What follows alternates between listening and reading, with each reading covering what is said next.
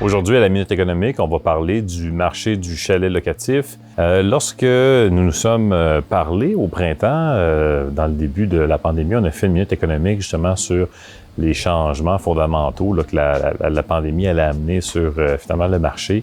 On avait alors prédit un engouement pour les marchés banlieues, villégiatures et un déclin là, pour les marchés urbains. Donc, force est de constater que c'est exactement ce qui s'est produit. Aujourd'hui, on peut le dire, là, c'est très, très clair qu'il y a énormément d'enthousiasme pour le marché du chalet. Donc, on pense évidemment au chalet, à l'achat, au chalet locatif. Beaucoup d'engouement aussi pour les banlieues. Comment ça peut s'expliquer? Évidemment, les gens sont très intelligents dans le sens là, de l'économie comportementale. Donc, ils vont apprendre très rapidement de leurs erreurs, vont tenter de ne pas être pris au dépourvu à nouveau. Et il va y avoir une exagération donc dans le calcul des probabilités que un scénario qui vient de survenir survienne à nouveau. Donc, on le voit aussi souvent, ces erreurs de calcul-là au casino. Donc, les gens vont penser que le noir est dû parce que le rouge est sorti un certain nombre de fois, même si cela n'a aucun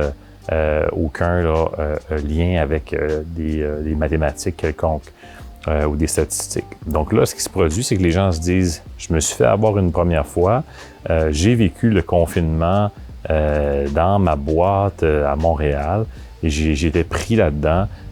Dans mon condo, rien n'était accessible au niveau des amenities, au niveau des salles et tout ça, que ce soit le gym ou les piscines et tout ça. Et je n'ai pas envie de revivre ça, donc c'est certain que je ne vais pas revivre ça une deuxième fois.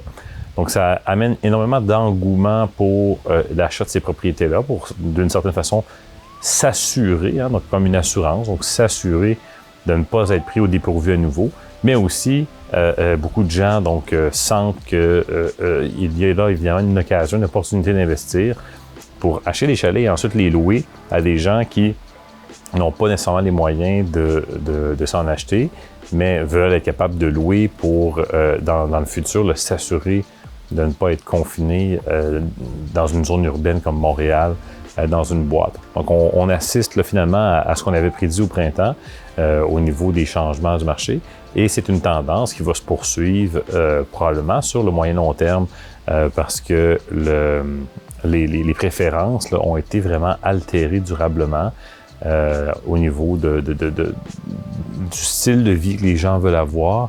Et évidemment, on se dit, c'est juste une question de temps avant que ça survienne à nouveau. Donc, que ce soit la COVID-19 ou la COVID-20 ou 21 ou une autre sorte de virus, il est fort à parier qu'on parle de nos jours de l'ère et du siècle des pandémies. Bien, c'est quelque chose probablement qui va rester durablement maintenant dans la façon dont on veut vivre et on veut travailler aussi avec le travail à distance.